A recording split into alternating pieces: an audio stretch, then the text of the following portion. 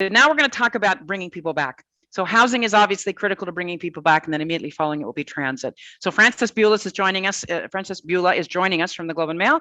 Very appreciative to have the Globe's support of this project, but also particularly Frances, who's had her own experience with housing. Just saying, great series on the experiment that you were doing in your own property, Frances. But you and I have known each other for many years. You've been tracking urban affairs for years in the West, and so you of all people know well how critical housing is to the sort of equation of how the cities are going to recover, in particular downtown. So I'm going to pass to you, and then you have a number of folks to assist you in this session, and we look forward to hearing everything about housing. And housing in downtown. So welcome. Thanks for joining us. Great. No, this is very exciting. I'm looking forward to learning lots of things. I see that they're posting the bios in the chat so that I don't have to do a lot of that. You can just read people's bios in the chat. I think we're all really interested in this because of the way that we see housing interacting with the downtown vibrancy. I think, early results showed that, downtowns that were very kind of homogenous and only had one purpose, which was, business and offices, and then entertaining tourists. They suffered more than downtowns that maybe had a bit more residential around them. There was also, many, this is not news to anyone, downtowns really, it became very noticeable when they didn't have tourists and suburban visitors and office workers there, that they started to feel differently, whether we agree with it or not, whether we like it or not. For some people, it felt very intimidating to be in downtowns because they felt emptier, and it felt like there were more homeless and poor people that made them uncomfortable.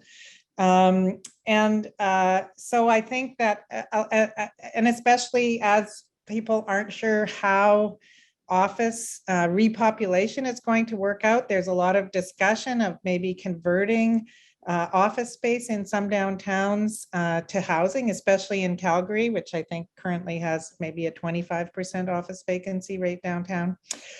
So lots of really interesting opinions and facts that we're going to hear, and solutions and suggestions. So I wasn't quite sure what to do. I thought about alphabetical order or west to east or whatever, but I decided to do a really weird random thing. So I hope this isn't a surprise to everyone, but I'm going to start with Steve Painter, and then I'm going to go to Tim afterwards. So Steve Painter, who's the Regional Design Resilience Leader for Gensler, or is it Gensler? Kind of like GIF and GIF. I'm not sure. Hard G. Gensler? Yeah. Okay. Yeah. I'll let you start off. I have no idea what Stephen is going to say, but I'm sure it's going to be interesting. So go ahead. Do I have any idea what I'm going to say? That's the question. Thanks for the introduction and the invite. I'm Stephen Painter. As you said, I'm a Regional Resiliency Leader for Gensler, which is the world's largest architecture and interior design firm. Over the past 2 years, basically since the start of the pandemic, we've been really focused on what we can do with our downtowns, how we can create 20-minute cities, and a lot of studies, and we actually built some algorithms that can help determine which office buildings are viable or would be commercially viable to convert into residential, with the aim really of helping our clients diversify their risk, but also help our cities become more vibrant and not solely, commercial. And as you said in your introduction, a little bit scary when there's no one down there.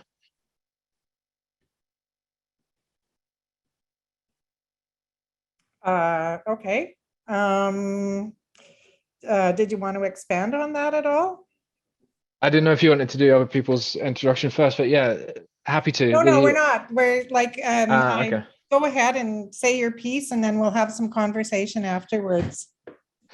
Yeah, absolutely. So the algorithm that we've built over the last 2 years, and we actually assisted the city of Calgary in kind of scoring and assessing all of their downtown office buildings, is really designed to say, okay, if we're not seeing a return to office, and especially if we're not seeing a return to the lower grade kind of Class C offices, as I'm sure the Avis and Young data you just seen on the previous talk demonstrated that, then what can we do with them? And we're judging things like quarter window depth, number of elevators, and the algorithm actually says, okay, this is going to be good. The units are going to be proportioned nicely. They're going to have good ceiling heights. They're going to have the right number of elevators or the right parking ratio. So these are the projects that are worth looking at versus the ones that really aren't, that are going to have deep, dark, unusable units. So in the study we did in Calgary, we found that there's about 30% of the office buildings in that city, and it's worked so far. It seems that's the same for most cities. About 30% of them make really good, viable conversion candidates because they're the right kind of floor plate size, they're the right kind of building. And if we can do that, and we can convert those, and we can convert them for different uses, we can have a really genuine impact on how the city functions. And in Calgary, they actually then put together a $75 per square foot grant to encourage more developers to take these conversion projects on. And that kind of changed the bar from about 30% working to nearly 50%. So in Calgary alone, that was about 3.5 million square feet of buildings that we could convert, which is about 8,000 residential units that we could create. And depending on the type of building, or the location of the building, what they would be converted to changes. So some of them would be condos.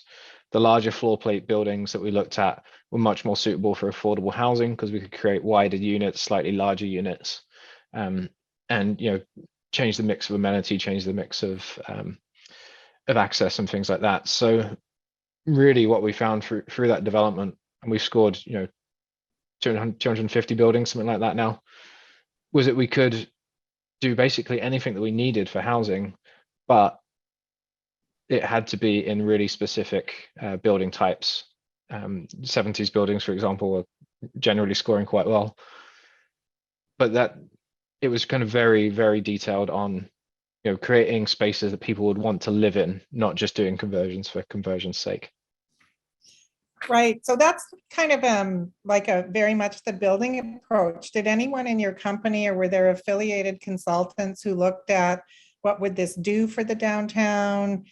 Who was most likely to take this up? Would it have any impact on future possibilities for offices? Like, did people look at those other issues? Yeah, absolutely. And what we found with the metrics and analytics we did with some of the brokers as well, is that if you could provide that mix of use, the nearby office buildings that remained actually became more valuable. Not least because there was people around, and it made the area seem more vibrant and more interesting. It also meant that you got all of the services that come with that. You got from a retail point of view, you got more successful retail, you got more restaurants. And from a city point of view, you started to see enough population growth to have schools, to have libraries, to have other cultural things, even having more parks. And part of what Calgary is doing is investing money in the conversions, but also then 3 times that amount of money in bringing the services and the cultural things with it. So it has as anyone knows who's been to a really good mixed use city center, the impact isn't just housing, it's the people that come with that housing that then start to feed the life of the city and create a better space. So that impacts everything else in the downtown core. Yeah, it would be fascinating if someone would do the data report on how much residential there is within a certain range of different downtowns, because I know at the Globe, I did a story with another reporter where we compared Robson Street in Vancouver to Queen Street West in Toronto.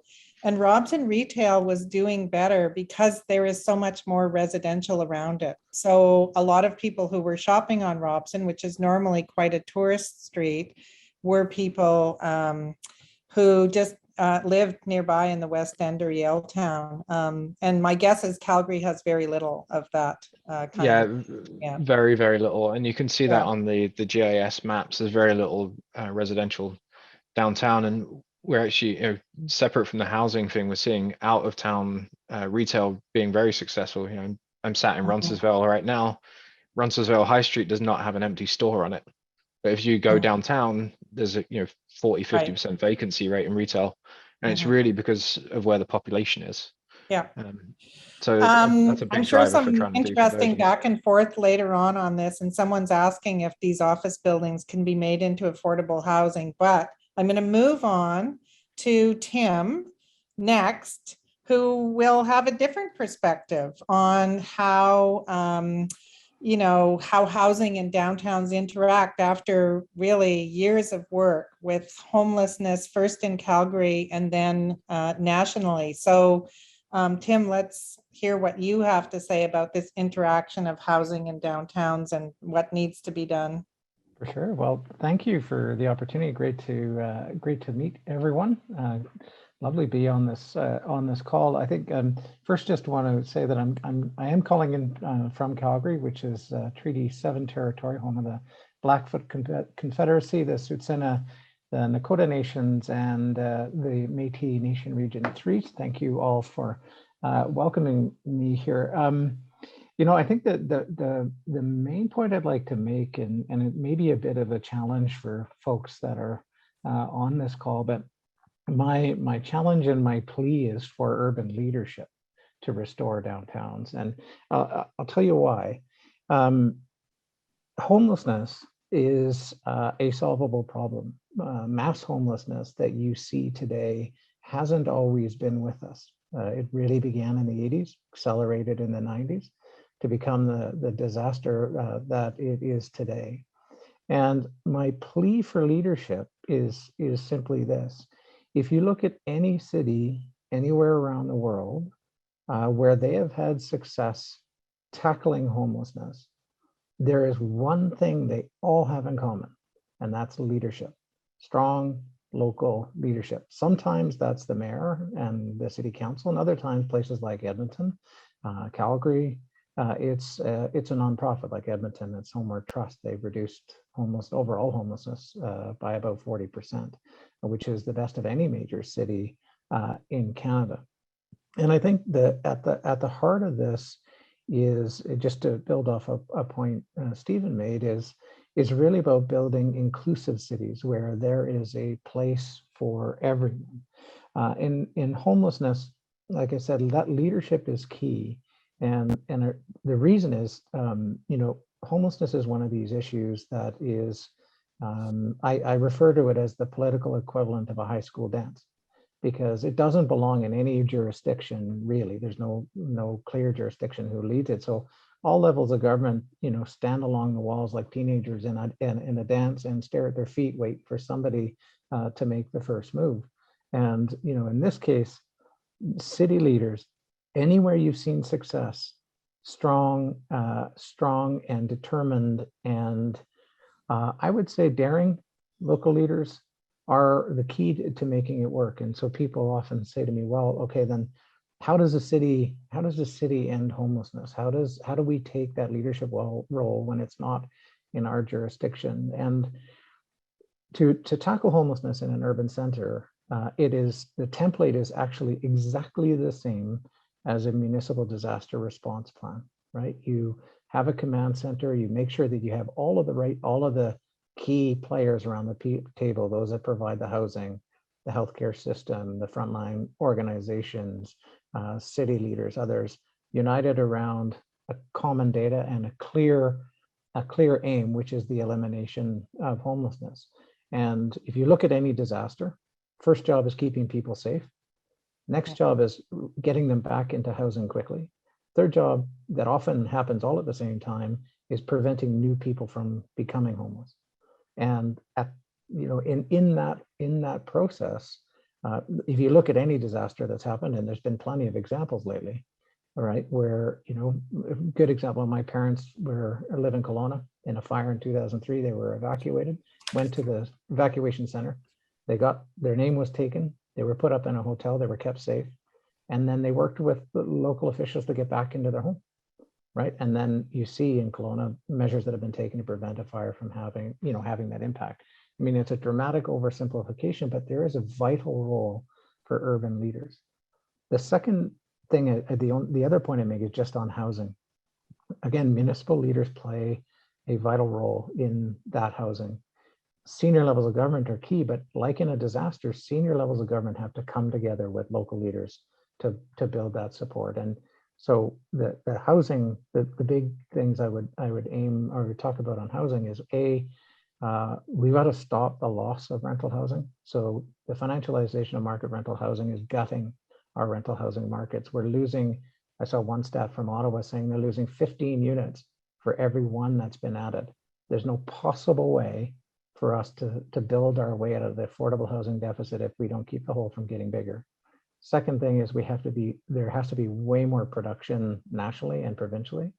In Canada in the mid 80s, we were producing 225,000 units of housing per year. The entire national housing strategy is aiming to produce 125.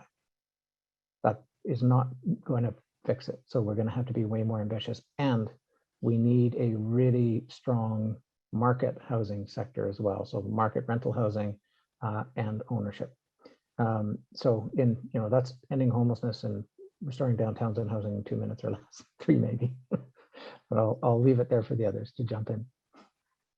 Okay, just one quick follow-up I'd have though. Maybe if, I know it seems really obvious, but if you could say why it matters to downtowns to deal with this. Like, I know it's obvious, but tell people what the postcard says on Well, that. I think that I'm going to steal a line. I'm really good I steal lines from other people, so I sound much more clever than I am. But the United Way in Calgary had a tagline for a city to be truly great. It has to be great for everyone. And I think it's important that we create inclusive spaces where lower income folks can live and prosper and thrive alongside middle and higher income people in a community. And a community is not homogenous by income or race or any of these other descriptions. It's a place where we all have an opportunity to live and thrive and be home. Today, we are in an absolutely terrifying scenario where we have multiple compounding crises impacting the most vulnerable in our society. We have, an overdose crisis, a housing crisis, we have a global pandemic all on top. And you see that playing out in our streets. And we have people that are at risk of death from homelessness, or at risk of death for no other reason than they don't have a place to go home. Oh, thank you so much, Tim. I'm going to go now to Michael Brooks for a different perspective, coming from a different corner. The CEO of RealPAC, an expert in commercial investment, I think. Well, you can tell us more. So go ahead with your view on all of this. Thanks, Francis. So RealPAC is a national organization, trade association for institutional real estate, all asset classes, seniors, hotels, apartments, offices. And we have a very active membership. And so I see all of the issues that we've talked about so far. Stephen, I used to do condo conversions back in the early 90s. They told me back then it was no cheaper than building ground up. So there's an issue there. Tim, you're doing fantastic work. I follow you, and it's such a difficult problem. And Francis, my perspective, I'm on the private sector side of it, but I'm on the board of Toronto Foundation, and we do a lot of work around impact investing. Our vital signs report is kind of a go-to Bible of the problems we're having in the GTA. And been on the board also of Eva's Initiatives, which is shelter for homeless youth in Toronto. So I've seen it from those perspectives. And I agree with Stephen. It's actually worse now, I think, than it was before the pandemic. It's continuing to get worse. And we all, I think, need to be involved in the solution, even the private sector. And so from the private sector's point of view, maybe I'll just deal with the multifamily space. We'd love to get more purpose-built rental built That's really kind of my main push these days with the federal Minister Hussein, with the province in our submissions to their Affordable Housing Task Force. We just think we need a lot more supply of purpose-built rental to enter the market and try to find ways to make that pencil out. I do hear that for a lot of our members with high land prices in the GTA, they can't make it pencil. Even without a subsidy, they can't quite make it work. So a lot of stuff is on the edge on that side. Yeah, we need to talk about ways to get some more affordable housing in the private sector's development activities. Inclusionary zoning was kind of a forced thing, I think, useful. It remains to be seen whether that is so impactful on pro formas that people can't proceed. I'm hoping it won't, but we need to be able to try to find a way, one way or the other, to keep that going. And we really do have some great builders operating. I would take one issue, Tim, if I might, with your comments, and I've, of course, been fighting back on everybody in the industry being targeted with that financialization of housing label, even going so far as to pick on the REITs, which makes no sense to me. I think the challenge we have, Francis, we have a challenge in figuring out the balance between naturally occurring affordable housing and the need to upgrade all these 70s and 80s buildings, and where is that balance point? And I think, Tim, you're referring to Steve Pomeroy's research about we're losing the bottom end because developers or owners are buying it up, fixing it up, and renting it out at a higher rent. And yet, what's the alternative? Do we let those buildings degrade? That's my challenge. I'd love to find a solution to that. And we need to sit across the table from people like Tim and his colleagues to figure out, how do we all get on the same page here? Yeah, no, that's such an interesting question. I happen to live in an area of town that has lots of low-rise 3- and 4-story apartment buildings. It's really close to the hospital districts. It provides a key band of housing for people who work at Vancouver General or downtown. And it is really important. I don't want to preempt Tim, but there is a big push by nonprofits to buy those buildings instead of having REITs buy them. So then you can operate them at a slightly lower price point than someone who needs to generate a profit, even a low one. I keep hearing the cap rate these days is only 3%, but it's still 3%. So that is, I think, what the nonprofits are saying is one of the solutions. But for sure, I know Vancouver's struggling very much with that. If they're going to support all these businesses moving back downtown, Amazon, and I can't even remember all the tech firms. I can't retain their names because I'm old.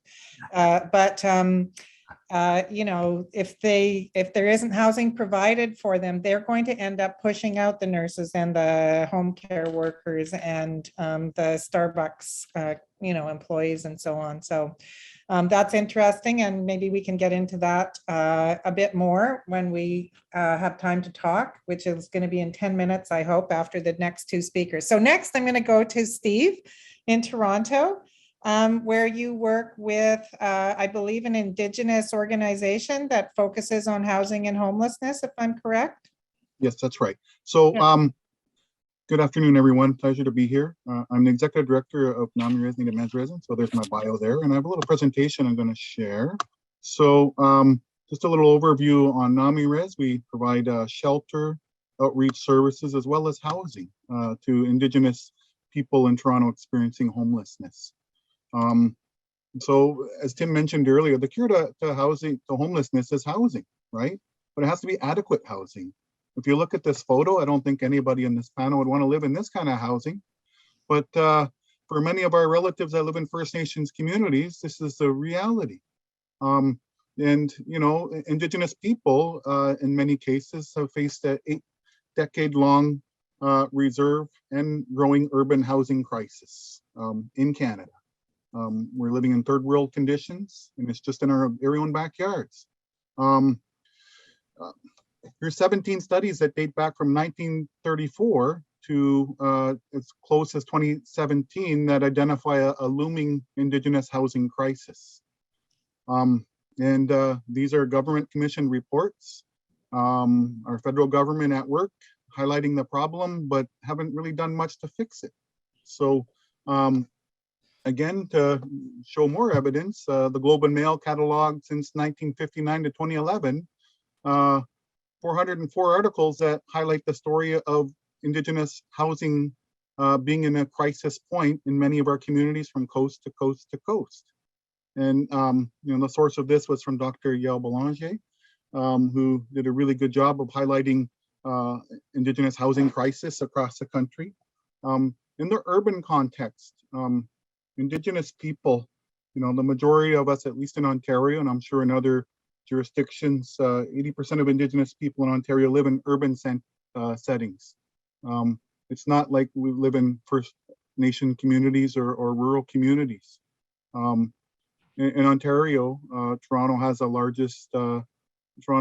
largest urban Indigenous population in the province, as well as other major centers across all the provinces in this country.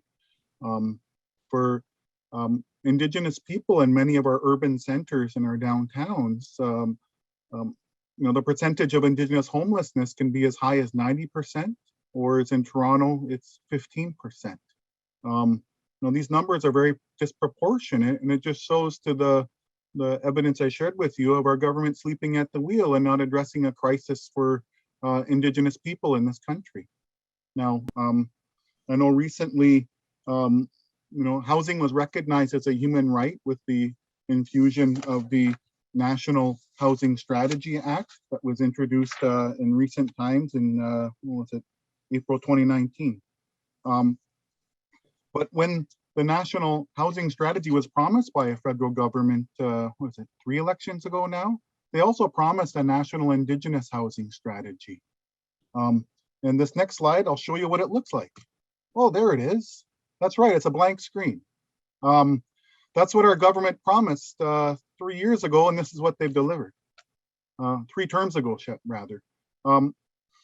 So for Indigenous people, we really need a real affordable housing strategy that will speak to making affordability for people who have overcome many barriers and obstacles, in Canada. And what we need is a actual national Indigenous housing strategy that will reconcile Indigenous homelessness. We need more culturally appropriate and diverse and Indigenous-led programs and services that will help Indigenous people. We need more Indigenous governed and led shelters, not religious affiliated ones. With this pandemic, I know reconciliation is starting to make a comeback again, at least in the social consciousness of Canadians. And, we've learned about the damage that religious organizations have done to Indigenous peoples for generations. So we don't need any more religious affiliated shelters or homeless programs to help Indigenous people. What we need is more Indigenous led, for Indigenous by Indigenous. So I'm going to leave it at that. I'm no stranger to dealing with NIMBYism, at least in Toronto when we set up housing. But the added component that I have to deal with usually when we want to set up a new housing project in any given neighborhood is racism. And that's something that a lot of non-Indigenous organizations do not have to deal with when they are required to have a statutory, community session to let neighbors know what the intent is for their properties. I really don't enjoy doing community consultations because I usually know that I'm going to experience racism in those forums, and they can be potentially damaging and harmful. Additionally, a new form of NIMBYism that seems to crop up is this idea of heritage designations in some of the downtown cores. The problem with heritage designations when it comes to Indigenous groups that want to set up a property in a neighborhood or have an interest in the neighborhood is usually it's the only heritage that gets honored is colonial heritage. It's not Indigenous. If people really valued heritage so much, maybe we'd look beyond the colonial heritage and to the heritage that predates that time. So, you know, we really need to put efforts in place to stop forms of NIMBYism, such as racism, racist ideologies, you know, heritage designations and things like that. Indigenous people, you know, we're a growing population. If we continue to ignore the problem of homelessness and the lack of housing for Indigenous people, the problem is just going to exacerbate. And so Yeah. we absolutely need more Indigenous affordable housing in urban centers. So I'm going to stop the share. You know, thank you for this opportunity. Yeah, thank you so much, Steve. Yeah, there's a lot of Indigenous housing projects going up these days in Vancouver. Some really interesting things done by Marcel Swain at the Luma Housing Society. And you are starting to see like residents kind of kick back against the NIMBYism and particularly come out to support Indigenous projects, which is very encouraging because, yeah, as you say, there's many more in urban settings and typically close to downtowns than in small towns or rural areas. Bob, I'm going to let you bring the train home, or whatever the appropriate metaphor is here. And then we'll have a few minutes for conversation. There's been some interesting comments and questions in the chat. So I hope we can get to a few of those. Go ahead, Bob. Who is the Chief Economist for the CMHC, in case any of you 400 people didn't know that? Thank you so much. So let me start by acknowledging that I am joining you from Ottawa, which is a traditional territory of the Algonquin Anishinaabe people. And I'd also like to recognize that the description of this session brings up the very important issue of homelessness. And, you know, to me, homelessness is a complex issue and it goes well beyond just discussing housing. So I want to just humbly admit that, you know, the perspectives that I'm going to share with you are more about market housing in our cities, and I don't pretend to be offering solutions that deal with the problems of homelessness. So I just want to be upfront about that. You know, the pandemic has really had an impact on the economy and housing markets in unexpected ways. And, you know, the bulk of the adverse impact that we've seen was really concentrated in lower income households and on jobs that were unable to adapt to remote working. And so, you know, workers in restaurants and hotels, for example, were predominantly impacted. On the other hand, higher income professionals, you know, suffered much less income and employment interruption during the pandemic. And these higher paid folks were able to add to their savings during the pandemic, and many opted to move. And so what we saw was, unlike past recessions, the recession brought on by the pandemic was really accompanied by strong growth in housing demand and house prices, which is very different than what we expected when we put out a forecast early on during the pandemic. And, you know, much of this demand for housing was motivated by the pandemic itself. So we saw a lot of folks that want to get away from higher density living arrangements, such as downtown condos, in favor of less dense housing in order to reduce their potential exposure to the coronavirus. People also wanted more living space, you know, in their homes to accommodate the fact that they had to set up home offices because they were working remotely, and they had their children at home that had to be homeschooled during the lockdowns. And so they needed more personal space, and were favoring more low density housing as opposed to higher density housing such as condos in downtown areas. And many households were working remotely during the pandemic and therefore no longer facing daily commutes into the office.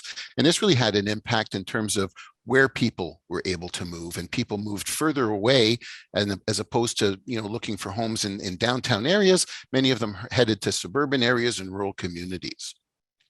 Now, when you look at StatsCan data on population, you can see that they confirmed that many urban centers across the country saw population declines during the pandemic. Now, however, we are seeing evidence that the housing markets are recovering in some of these areas that were impacted by that exodus, and that's a sign that there's a reversal that's beginning to take hold. Now, the question looking forward is, will population trends fully revert to these pre-pandemic patterns? So in other words, will people move back downtown? And that's really a hard one to say. You know, it depends to a large degree on things like the openness of employers and employees, for that matter, to maintain these remote working arrangements that were common during the pandemic after the pandemic subsides. So that'll be, an important, aspect as to whether people can continue to live away from downtown or too far away from their place of employment. But so what can we do to make cities more attractive to households who are choosing where to live in an environment where they have more options because of, with respect to location, because of remote working and therefore less commuting? From a housing perspective, I think one of the key, and you've heard this from some of the other speakers, is that we need more housing supply. And there's maybe a few reasons why I think supply is a key factor. And firstly, we've done work at Cmhc that shows that there's a shortage of, 2 and 3 bedroom units in many urban centers in order to meet the needs of families. And so to fix this, we need to build the right kind of units in our cities to meet the needs of the people that we're actually trying to attract. And so I think that would be an important factor to try to get people back into the city. Second, we need to improve the affordability of housing in our cities. Supply has consistently fallen short of demand in some of our big urban centers. Key examples are Toronto and Vancouver, where house price escalation predates the start of the pandemic by a long shot, really. And these rapidly growing cities need more housing supply to accommodate growing populations, which drive rising demand. If we don't do this, we're really going to get into this loop of further price escalation that'll cause affordability to deteriorate further. And I think another panelist mentioned this as well, and it's important to recognize that affordability isn't just a problem for homeowners. So we hear a lot about escalating house prices, but the reality is the lack of new supply is causing rents to increase as well, creating affordability challenge for renter households. When you look across Canada, 13% of households are in core housing need, meaning that they're spending more than 30% of their income on housing or living in inadequate or unsuitable housing. And the majority of this 13% of households in core need are renter households. Now, lastly, with respect to supply, I think we need to have an open mind about higher density new supply. And in Toronto and Vancouver, we did work that estimated the cost of land can be as high as 80% of the price of a home. And so with expensive land, the need to share that cost among more households in order to achieve better housing affordability is key. So that means we need more high density housing. Now, increasing the housing supply doesn't guarantee success in attracting people back to the city. Again, much depends on other factors, such as the extent that, remote working might continue into the future. However, cities are not just a place to work. We have to remember that, access to culture, restaurants, amenities are key drawing points to cities. Attracting residents to our urban centers makes our cities more vibrant and viable. And so, for example, if you think, if there's an exodus at the end of every workday when people head home, this really underutilizes the infrastructures in our cities. And, think restaurants here that, exist only to feed the lunchtime crowd, but have no customers for dinner. So having a population of urban residents in our cities helps these local businesses thrive.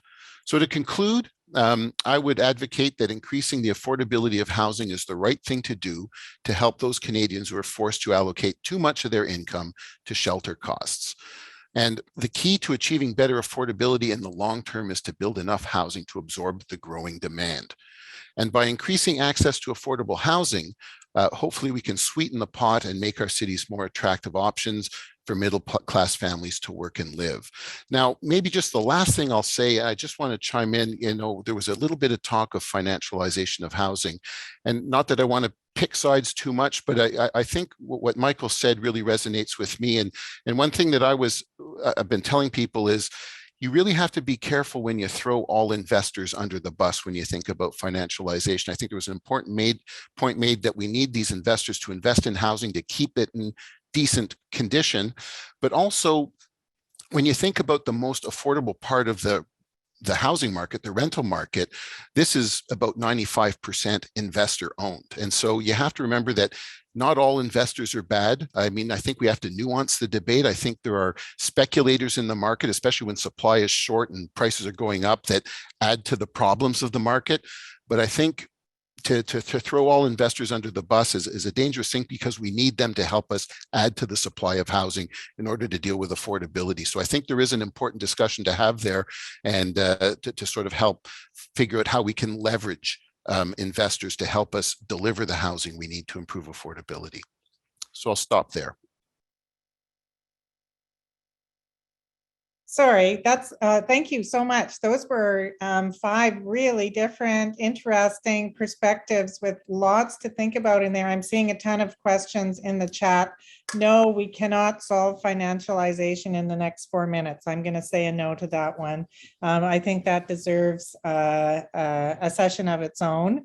I just wondered if I have one question. But I'd first like to ask any of you, do you have questions for other people on the panel? Like things where you're like, well, how would you do that? Or why do you think that's important? Or whatever. And does anyone have a question for someone else what they heard them say?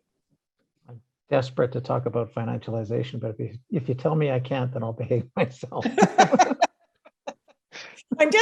I'm dying to talk about financialization. I'm writing something on it now, but I don't think we can deal with it very well in 3 minutes. So but we can quickly talk to Michael's point about how do you maintain those buildings, right? I think really quickly, there's a few things we need to consider. One, it'll be far cheaper for the government to support the maintenance, support an investment in repairing and upgrading those buildings than it is to replace them.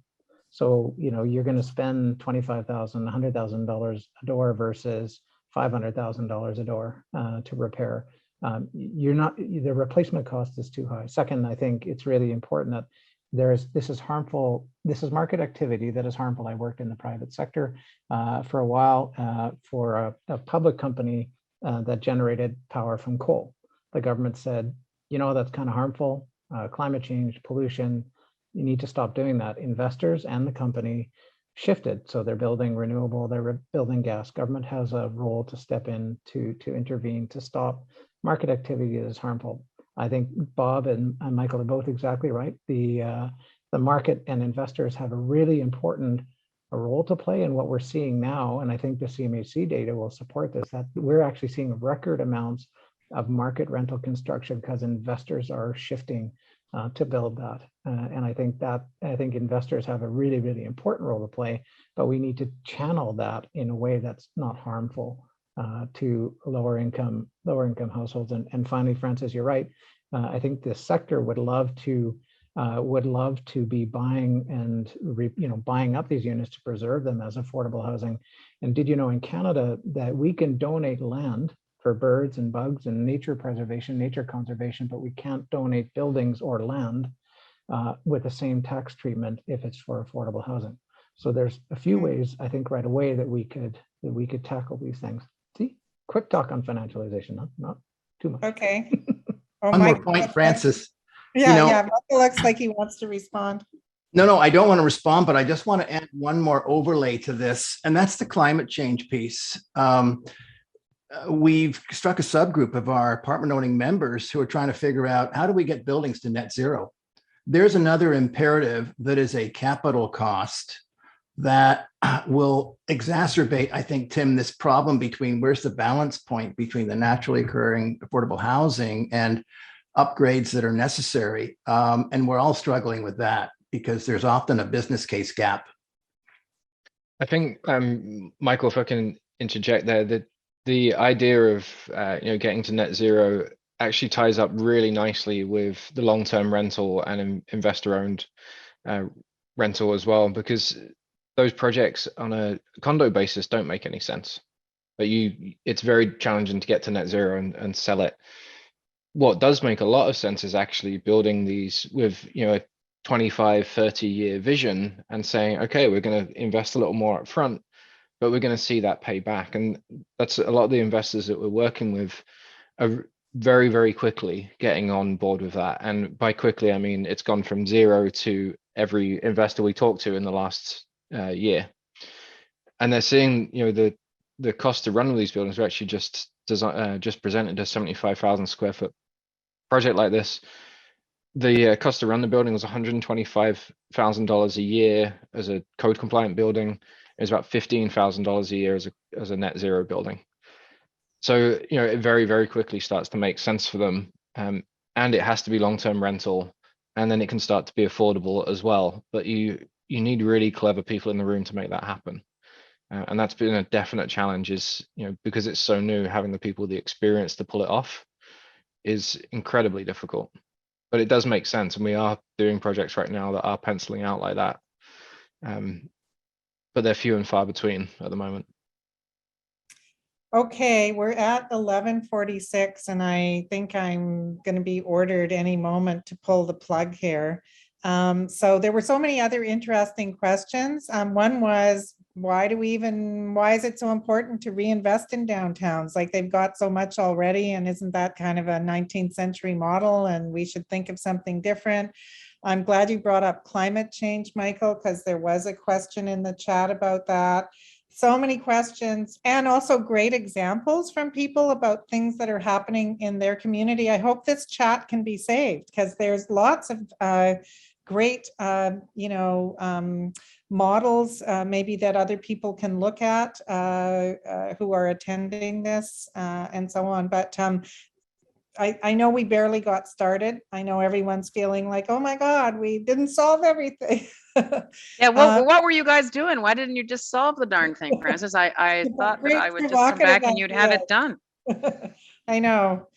If you'd Well, only listen, given us like 7 more minutes, I'm sure. Yeah, that would have made all the difference. I know. Well, we're really using these as discussion starters for what the agenda for 2022 needs to look like. And obviously, housing is a critical part of it. And I appreciate that you didn't just talk about how housing needs to be introduced into downtown in different ways. You also talked about the implications. If you want vibrant downtowns with lots of workers, you need to have lots of housing choice for those workers. Where are they going to live? And the point that Steve made around, are we actually creating housing for a diverse constituency of folks that need to live and want to live downtown, including the Indigenous communities around us? So again, we just got started. We could have, as you suggested, Francis, we could have had a session on each of your topics, and the F word, financialization, of course, was uttered a number of times.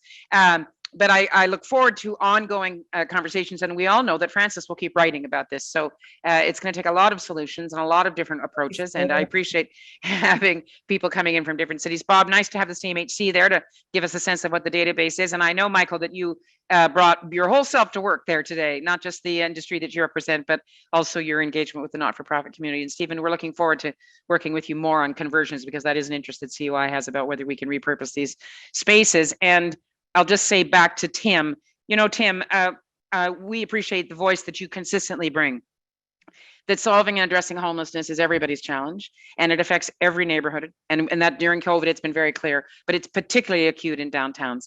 And so we're going to have to be very thoughtful about this. We can't just ignore it or pretend it's going to go away, because that's not going to be the case, obviously. So I just want to thank all of you. And Francis, thanks for joining us. We now have one of those great breaks. You get to listen to more of the playlist. You also get to see images of interesting things that communities are doing across the country to revitalize through the Healthy Communities Initiative and through the My Main Street Initiative. So that's what you're watching when those things scroll. And I'll see you back here in 11 minutes on your time zone to talk about how do we bring people back? Transit. Thanks again, Francis, for pulling this together. Thanks, everybody.